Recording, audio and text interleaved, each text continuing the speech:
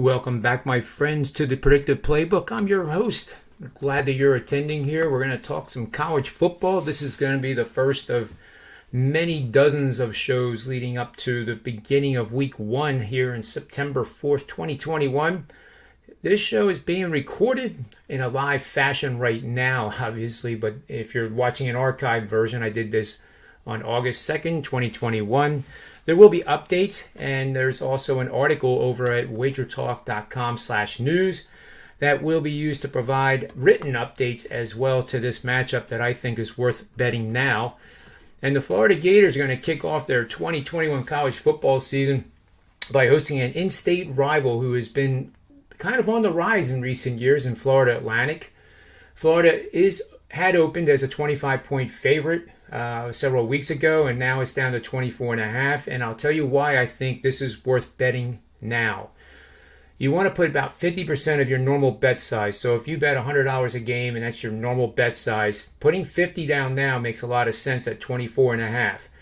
The reason I think this line could go as low as 17.5, certainly down to 20 or 21.5 is my belief right now. And is my opinion. It's based on the analytics. It's based on the fact that Florida Atlantic has 20 of 22 returning starters, including the quarterback. They also got through the transfer portal, an excellent running back to add to an already very good ground attack that averaged 170 rushing yards per game last year. And I think this Florida Atlantic team, although they may not gain over 200 yards against Florida, is going to average over 200 per game for the season. And obviously, if they do gain 200 or more against Florida, that's going to go a long way for them to easily cover this spread.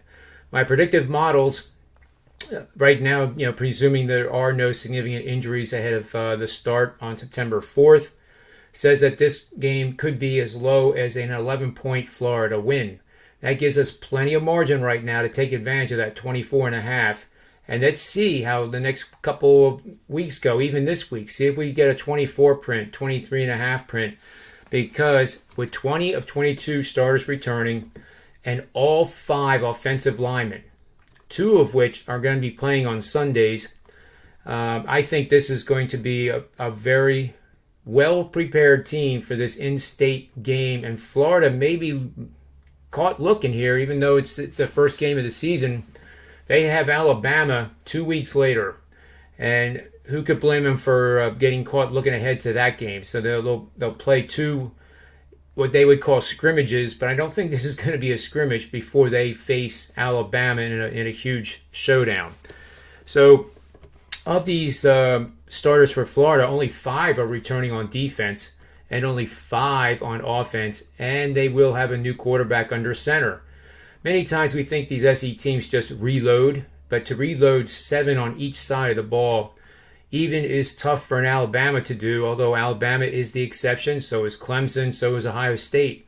But Florida is not one of those types of programs that can simply just reload. They can reload portions, but they can't reload, and they're missing a lot of that offensive line from last year and the year before, and that is a problem with chemistry too, because the offensive line is very much like a game within a game. That unit must operate independent of really the overall strategy of the play. They must execute their job within that unit. It's not a linebacker doing excellent coverage against a tight end, for example. This is all 5 guys working together as one cohesive unit. Florida Atlantic has all 5 coming back, and that experience is going to serve them extraordinarily well during the first month of their season. So in addition to this game, I would keep my eyes on Florida Atlantic during the first 4 weeks of the regular season with that advantage that they enjoy. Last year, the offense did sputter a little bit. They do have a couple guys here that are very good. The former University of South Florida running back Johnny Ford, who gained 1,175 yards and 13 touchdowns last season, will be part of this running stable. And although he probably will be the featured back, they have 5 more guys that they can filter in and keep everybody fresh. And then come that late in the third, fourth quarter, they're going to be much more rested than the opposing defense. And I do think that this offensive line can wear down the Florida defense, especially if Florida takes this game lightly. I also like the Owls over 7.5 wins in 2021. I think they could win as many as 9. And this is the second year for head coach Taggart, and they are in a great place to build off this Lane Kiffin era that really got the ball rolling for this particular team in Conference USA.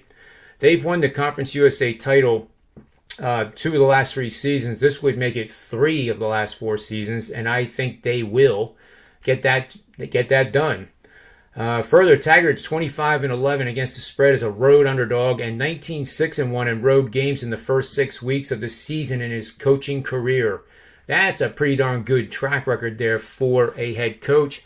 And lastly, we have a betting angle here. This betting angle has earned a 36-5-1 record. That's good for 86% winning bets. You didn't hear that wrong. 36-5-1 over the last 30 NCAA football seasons. The requirements are to bet on a road team in the first month of the season that was a bowl team from the previous season, but lost the last 2 games of the regular season, and including in the bowl game, and now are facing an opponent that lost their last 2 games. That would be Florida. So this all adds up in this easy to understand betting angle to take Florida Atlantic Owls plus the 24.5 points now. 50% of your normal betting amount.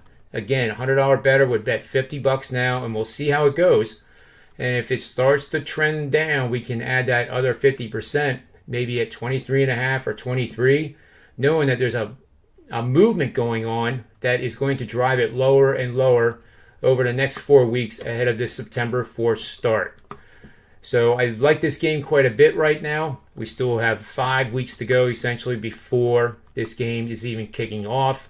A lot of things can happen, but for now, taking half of a regular bet, I think, is a wise decision. So on behalf of myself, the Predictive Playbook, and the wagertalk.com and sportsmemo.com, I hope you enjoyed this show. Make sure you hit the like and subscribe to the Predictive Playbook so you never miss a show, because I'm going to have some very special guests, elite guests, coming on these shows in the weeks ahead of football. Till 4 o'clock this afternoon from Manny's Irish Pub with Tony Finn and Rob Vino at wagertalk.com. May all the wins be yours.